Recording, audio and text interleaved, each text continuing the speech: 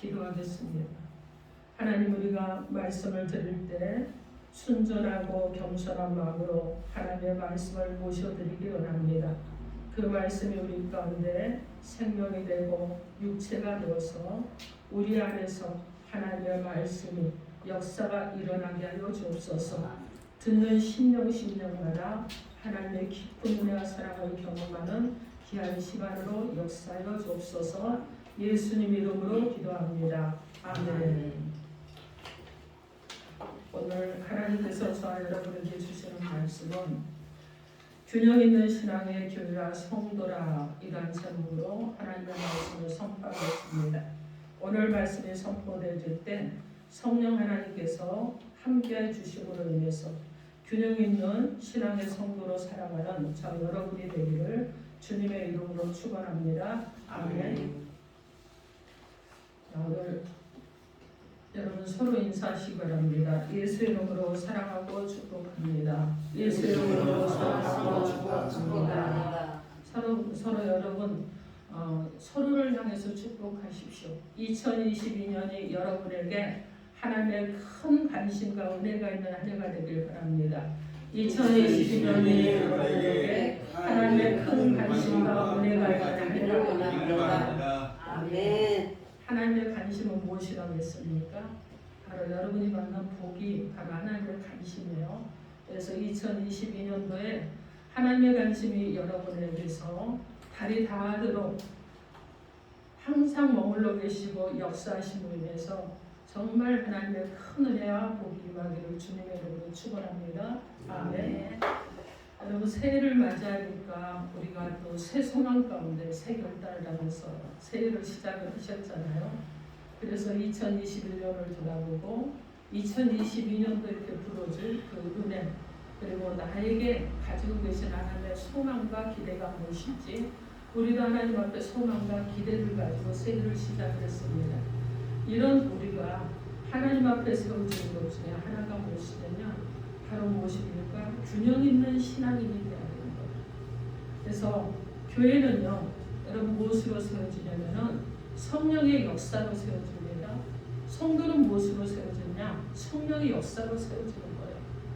그리고 또 교회는 무엇으로 세워지느냐? 신앙의 역사로 세워지는 것입니다. 성도는 무엇으로 세워집니까? 신앙으로 세워지는 거예요. 이것이 바로 그리스도인이 되는 것입니다. 하나님이 여러분을 부르셨기 때문에 예배자가 된 거예요. 하나님이 여러분을 부르셨기 때문에 교회 가운데 속한 공동체에 속한 자들이 된 것입니다. 하나님이 여러분 가운데 성령의 은혜를 베풀어 주시지 않았다면 누구라도 교회 가운데 속한 자로 살아갈 수가 없고 세상 가운데서 죄악 가운데서 영원히 죽을 수밖에 없는 그런 인생을 살 수밖에 없어요. 그래서 우리를 불러주시고 이끌어주시고 예배자로 교회 가운데 인도하신 하나님의 은혜 가운데서 우리가 날마다 감사하면서 살아갈 겁니다. 자, 이렇게 살아가기 원하시는 하나님의 마음을 가지고 계신데 새해 첫 주일에 우리 가운데 주시는 말씀은 균형 있는 신앙의 교회와 성도. 정말 우리가 신앙생활 하는데도 균형이 필요하잖아요. 중심의 축이 어느 쪽으로도 흔들리면 안 되잖아요. 여러분 말씀과 기도와 찬송이 균형이 있어야지만이 신앙인으로서 우뚝 설 수가 있습니다. 말씀만 너무 치우치고 기도만 너무 치우치고 찬송만 너무 치우치면 여러분 한쪽으로 기울어 있어요.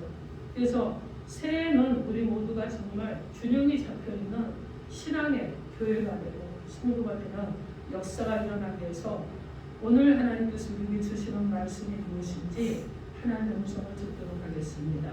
첫째로 믿음의 역사의 경험을 하셔야 됩니다.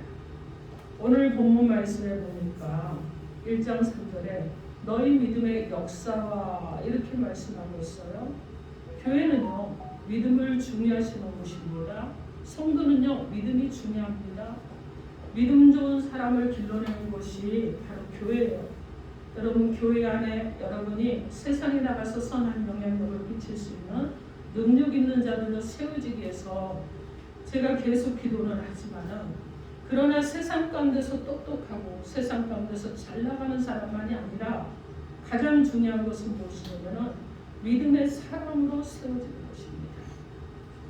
믿음이 모든 것의 열쇠예요. 믿음이요 문제를 푸는 열쇠이고, 믿음이 여러분의 인생을 살아가는 열쇠이고, 믿음이 여러분 어떻게 합니까?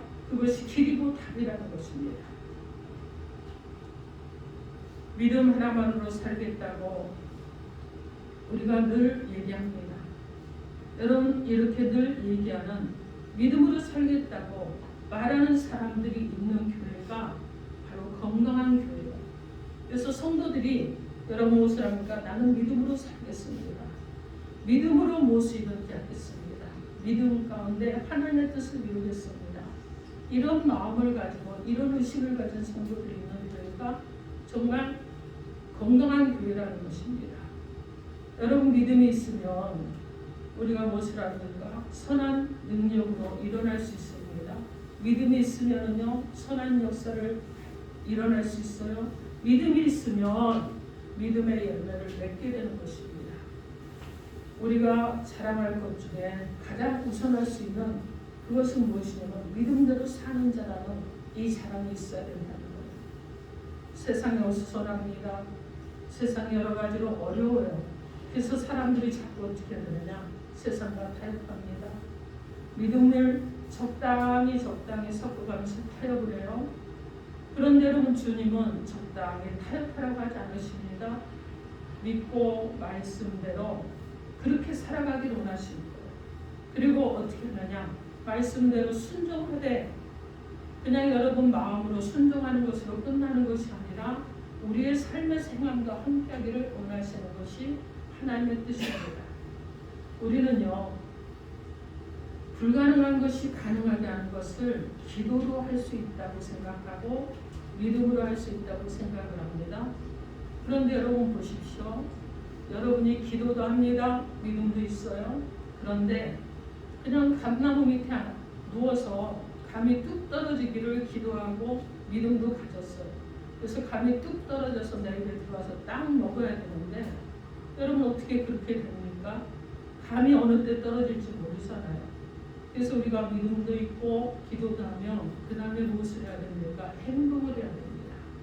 그래서 행동을 할 수 있는 자 여러분이 되는 줄 믿습니다. 야고보서 2장 22절 말씀에 내가 보거니와 믿음이 그의 행위와 함께 일하고 행위로 믿음이 완전하게 되지 아니하였느냐 이렇게 말씀합니다. 우리가 여러분 정말 성도로서 자랑해야 될 것이 있다고 그러면 내가 믿음 안에서 살았더니 하나님께서 나를 이렇게 이끌어 주셨다는 이런 자랑이 우리 가운데 일어나야 되는 거예요. 여러분의 과거의 모습을 보십시오. 여러분 정말 사단에게 잡혀있는 자들이고 그리고 더 이상 돌아설 길이 없는 자들이었지만 그러나 하나님께서 여러분을 부르시고 이끌어주시고 하나님의 백성을 삼으셨는데 믿음으로 살았더니 과거에 나는 비천한 자였고 과거에 나는 성품도 고약한 자였고 과거에 나는 변화될 수 없는 것 같은 이런 사람이었는데 믿음으로 살았더니 하나님이 나를 새롭게 하셨고 믿음으로 살았더니 하나님이 나를 사랑해 주셨고 믿음으로 살았더니 나를 변화시켜 주셔서 하나님이 원하시는 하나님의 사랑으로 새롭게 주셨다는 고백이 있는 자 여러분이 되어야 되는 것입니다. 여러분은 믿음으로 내가 기도했더니 이렇게 응답했다는 이것으로 만족하면 안 된다는 거예요. 여러분 믿음으로 기도도 하십시오. 그럼 응답하십니다. 그러나 믿음 안에서 삶으로 하나님께서 역사하시는 것을 날마다 경험하는 자 여러분이 되길 바랍니다. 여러분 이스라엘 백성들이요 여리고 성을 향해서 전진할 때 그들은요 여리고라는 큰 성을 만났습니다. 상상도 할 수 없는 행동을 그들이 여기서 하는데 여호사가 하나님께 받은 말씀이 있습니다. 이 말씀을 백성들에게 말하고 백성들이 함께하기로 결의를 하고 그리고 그 말씀에 순종해서 그들이 어떻게 합니까? 사람으로 할 수 없는 일들을 하는 거예요. 여리고 성을 몇 바퀴 돌아요? 7바퀴 돌잖아요. 근데 7바퀴 도는데 여러분 난공불락이었던 여리고 성이 어떻게 됩니까? 무너지잖아요. 그죠? 와르르 무너집니다. 여러분 여기서 우리가 볼 수 있는 것은 무엇이냐면 진정한 믿음을 볼 수 있는 거예요. 어떻게 불가능한 일이 가능하게 된 이 놀라운 역사가 이스라엘이라는 이 공동체가 세상 사람들이 생각할 때는 이건 말도 안 되는 이런 일을 행동을 했어요. 그들이 직접 행동을 했습니다. 행동을 하니까 어떤 일이 일어났느냐? 여리고성이 무너지는 역사가 일어난 것입니다. 여러분 우리도 이런 믿음을 가지고 믿음 가운데서 전진해야 될 줄 믿습니다. 새해에는요 교회 공동체가 이스라엘의 공동체 같은 그런 믿음의 교회로 세워지길 바랍니다. 여러분 모두가 이스라엘 백성들처럼 여러분 그렇게 세워지길 바랍니다. 그래서 여러분 난공불락인 문제들, 교회가 전진하지 못하고 막혀있는 문제들, 가정 안에서 막혀있는 문제들, 여러분 개인이 가지고 있는 문제들, 난공불락이라 이것은 해결할 수 없다고 하는 것들이 이제는 여러분 믿음으로, 믿음의 사람으로 하나님 앞에서 하나님의 말씀하신 대로 여러분의 행함으로 인해서 무너지는 역사가 일어나길 바랍니다. 그래서 진정으로 여러분이 신앙의 균형이 있는 사람은요 믿음 가운데 서 있는 자들이고 믿음을 경험하는 자들입니다. 그래서 여러분 모두가 정말 믿음을 경험함으로 하나님께서 하늘 문을 여시고 그리고 여러분 가운데 역사하시는 것을 경험할 수 있는 귀한 은혜 받기를 주님의 이름으로 축원합니다. 아멘. 자, 둘째로 사랑의 수고를 나눕니다. 오늘 본문 말씀에 보니까 3절 말씀에 너희의 믿음의 역사와 그렇게 말씀하신 다음에 사랑의 수고와 이렇게 말씀합니다. 자, 사랑의 수고를 아낌없이 해야 됩니다. 교회는요 사랑으로 세워가는 것이 교회입니다. 이 사랑이라는 말은요 여러분 믿음과 더불어서 우리 가운데 정말 가장 오해되고 있는 단어라고 할 수도 있는데 고린도전서 13장 4절에서 7절에 보면 사랑은 노래 참고 사랑은 온유하며 사랑은 시기하지 아니하며 사랑은 자랑하지 아니하고 교만하지 아니하며 무례히 행하지도 아니하며 자기의 유익을 구하지 아니하며 성내지 아니하며 악한 것을 생각하지 아니하며 불의를 기뻐하지 아니하며 진리와 함께 기뻐하고 모든 것을 참으며 모든 것을 믿으며 모든 것을 바라며 모든 것을 견딘다 이렇게 말씀합니다. 사랑에 대해서 이 15가지 교훈을 말하고 있지만은 우리가 기대하는 말은 무엇이냐면은 나오지 않는다는 거예요. 우리는 단순하게 사랑이라는 것은 서로가 좋은 감정을 나누고 그리고 행복과 슬픔을 함께 나누고 있는 자가 없는 자를 돕고 마음을 나누는 것 정도를 생각합니다. 그러나 성경에서 말씀하시는 이 사랑은 한마디로 무엇을 말하느냐? 복음을 위한 헌신을 하고 복음을 위한 희생을 하고 복음을 위한 죽음이라는 것을 말씀하고 있습니다.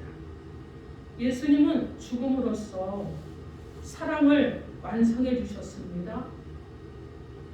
여러분 우리에게도 죽어야만이 살 수 있다고 말씀하셨어요. 그래서 누구든지 자기 목숨을 구원하고자 하면 잃을 것이라고 하셨습니다. 누구든지 나를 위해서 자기 목숨을 잃으면 찾으리라고 말씀하셨습니다. 그래서 사랑은 무엇이냐? 죽는 거예요. 내가 죽어야 됩니다. 내가 죽어야지만이 사랑이 성취되는 거예요. 고린도전서 12장 31절에 너희는 더욱더 큰 은사를 삼아라. 내가 또한 가장 좋은 길을 너희에게 보이리라. 이렇게 말씀합니다. 여러분 은사 중에서 제일이고 최고의 은사인 사랑의 은사를 구하는 저와 여러분이 되야 될 줄 믿습니다. 그리고 받으시기 바랍니다. 여러분 무엇을 하거나 일하라는 것이면 우리가 노력해서 할 수 있어요. 그러나 죽는 것은 노력을 할 수 없습니다. 죽는 것은 어떻게 해야 되느냐? 내가 산재물이 돼서 나를 다 하나님 앞에 드려야 되는 거예요. 그래서 실천하기도 어쩌면 어려울 수 있습니다. 하나님과 예수님의 속성은요 바로 사랑입니다. 요한일서 4장 16절 말씀에 하나님이 우리를 사랑하시는 사랑을 우리가 알고 믿었노니 하나님은 사랑이시라. 사랑 안에 거하는 자는 하나님 안에 거하고 하나님의 그리 안에 거하시느니라 이렇게 말씀합니다. 우리 주님의 사랑은 무엇이 사랑인가를 바르게 보여주고 있습니다. 자기를 사랑하는 자를 위해서 여러분 사랑의 수고 이것을 하셨는데 바로 죽음으로 이루셨다는 것. 예수님의 사랑은 다른 사람, 전혀 사랑받지 못할 대상, 즉 자신과 관계없는 사람의 영혼을 살리시기 위한 것이었습니다. 그렇다면 우리의 사랑도 어떻게 해야 되겠습니까?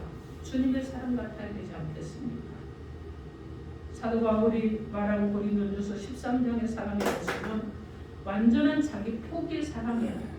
내가 죽는 사랑입니다. 이런 수고가 한 번은 이루어 끝나는 것이 아니라 지속될 때 여러분 어떻게 합니까?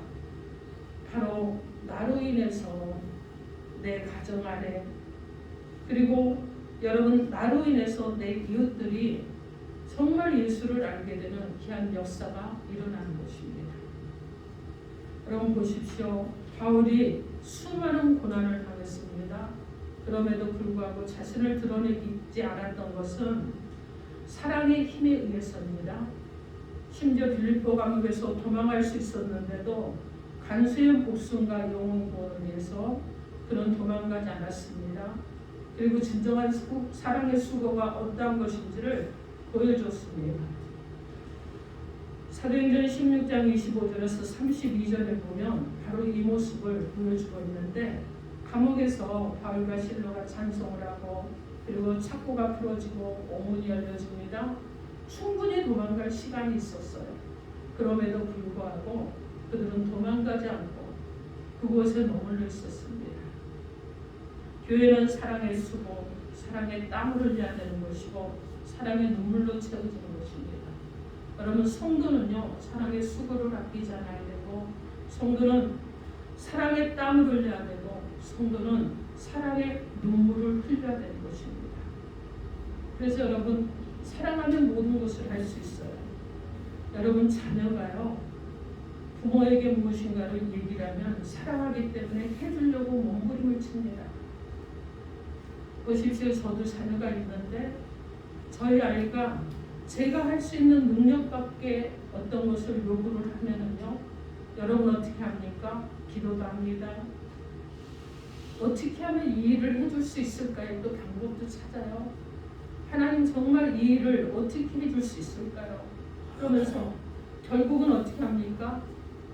그 소원을 들어주기 위해서 나의 어떤 한 부분을 깨트릴 수 있는 이것이 바로 부모라는 거예요. 여러분 이 부모의 사랑은 자녀를 살리고 자녀를 세워나가는 것이잖아요.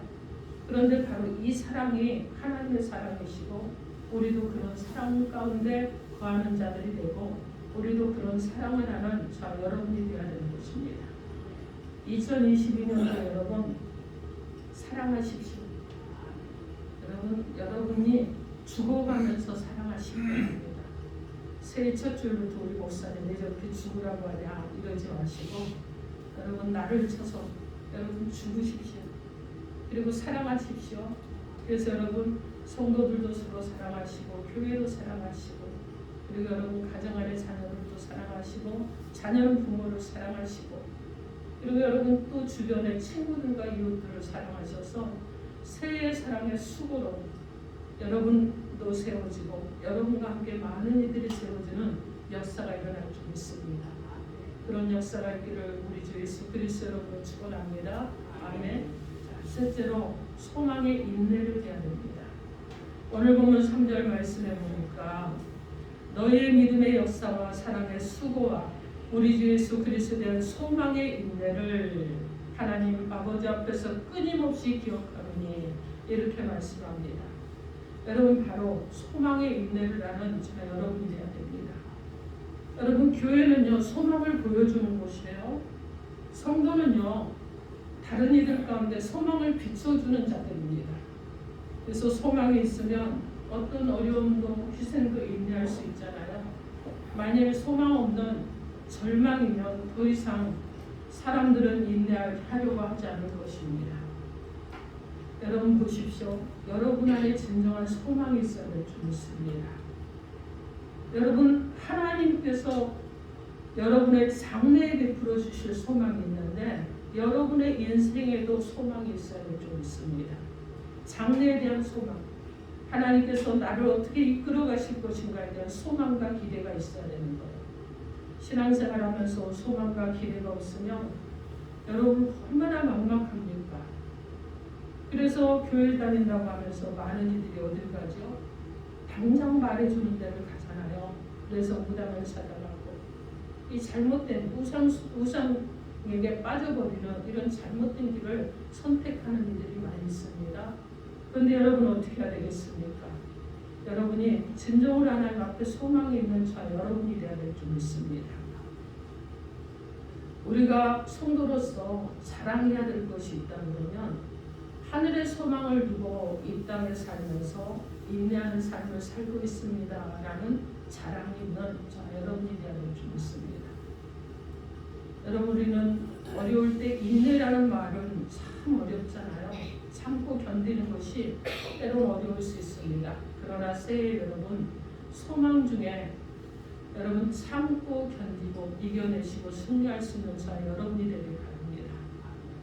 사도행전의 교회들을 보면요, 그 특징은 어떤 것이냐면 언제나 그들에게는 고난이 있습니다. 그런데 고난 다음에 여러분 어떤 일이 일어나느냐, 폭발적인 하나님의 놀라운 역사가 일어나는데, 고난을 당하면 그 다음에는요 교회가 부흥하고 성도가 부흥하는 역사가 일어납니다. 우리는 이미 팬데믹이라는 이 고난 가운데 있습니다.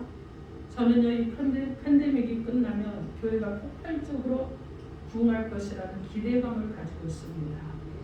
하나님께서 그렇게 꼭 하실 것이라는 기대감을 가지고 있는데, 바로 여러분 우리가 고난을 당하고 그 다음에 폭발적인 하나님의 놀라운 부흥의 역사가 일어나는 것이, 이미 우리가 2년이라는 팬데믹으로 인한 고난이 있었습니다. 이제 새해에는 하나님의 폭발적인 그 놀라운 역사가 교회 가운데 성도들 가운데 일어나게 될 줄 믿습니다. 우리가 진정한 교회를 세우고 소망 중에 해야 될 일이 무엇입니까? 여러분, 바로 하나님의 말씀대로 살고 하나님의 말씀을 전하는 일을 감당하는 것입니다. 세상을 구원하고 주의 길을 가려면 여러분 타협하지 말고 유혹에 넘어가지 않아야 되겠죠.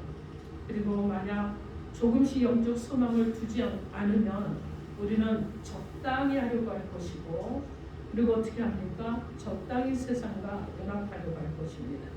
그러므로 주님께 소망을 두고 주를 위해서 여러분 우리의 인생을 살아가는 저 여러분이 되어야 될 줄 믿습니다.